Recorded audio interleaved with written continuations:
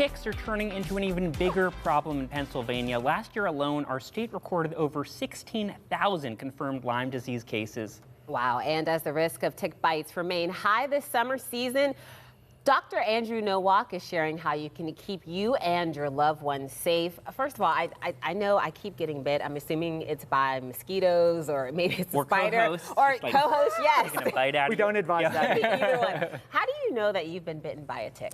Well, one of the signs that you've been bitten by a tick, first of all, is you can see the tick. It's very different than a mosquito. Most of the time you won't notice the mosquito that bites you, but you might find the tick attached because they will stay on not for hours, but days often. Wow. And ticks, like part of it is that when they bite you, they put something in there so you don't feel it. They do. They're really sneaky. They give you anesthesia at the site, and they often will look for parts of your body where you won't see them.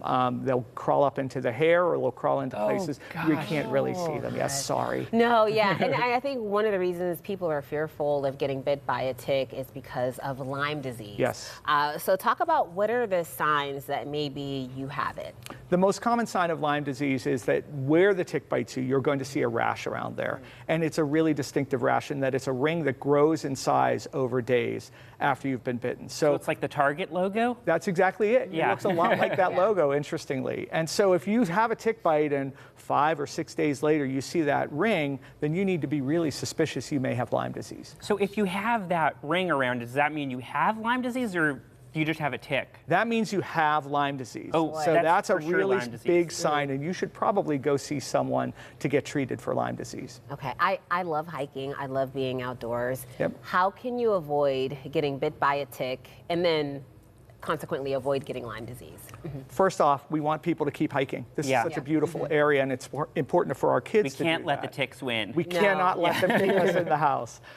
Really simple things will help. First of all, you can use insect repellent, and you can use it on your clothes rather than your skin. Believe it or not, it works a little better there. It sticks around longer, it doesn't get washed off very easily, and it's really effective if you're going hiking, if you're out in the yard, or if you want to protect your kids. You can also wear longer clothes. You can wear longer pants or longer sleeve shirts to help prevent it. And then ticks really like to bite in the early mornings and in the late evenings, so you can try to do your activities outside more midday when they're less active. Right. And I've heard that sometimes it takes a while for the ticks to actually get their little teeth into you or whatever they have. And so if you take sort of a hot shower after you get back, maybe that'll also help reduce the risk? It does. The daytime or the nighttime shower will help you reduce that risk as well. And sometimes it's good just to do a quick scan. If you have a kid in the house, do a quick scan on the kid or the pet, because pets are susceptible to Lyme disease too, especially dogs. Yeah, my dog has had Lyme disease really? before. Yeah. He's a survivor. Yes. Oh, that's good. That's good. Thank God. If you suspect that maybe you have been bitten by a tick or you have Lyme disease, you should go to the doctor right away because it's treatable. It is very treatable. So if you see that rash or some of the later manifestations of Lyme disease, fevers and other symptoms, definitely go to see your doctor. The antibiotics, especially when given early in the disease, are really effective and are going to protect you from long-term problems. Well, I am paranoid about Lyme disease. I can't tell you how many times I've asked my doctor to run the Lyme disease test just to make sure. But Lyme disease isn't even the only thing you can get from ticks.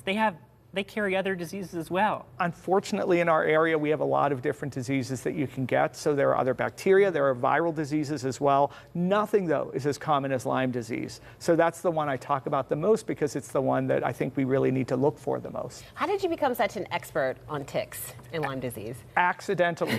I started working as a doctor at UPMC Children's in the early 2000s when there was no Lyme disease, and then was studying it, and all the Lyme disease appeared. So I got a chance to learn from an epidemic as it happened and learn a lot about how to treat children and adults with Lyme disease. Oh, wonderful. Some good information. Well, thank you so much for that Thanks for having me. I wish they didn't exist, but I'm glad we have you to help us. Right. Thank you very much. All right. If you want to learn about how to protect yourself from ticks, you can head to our website for more information.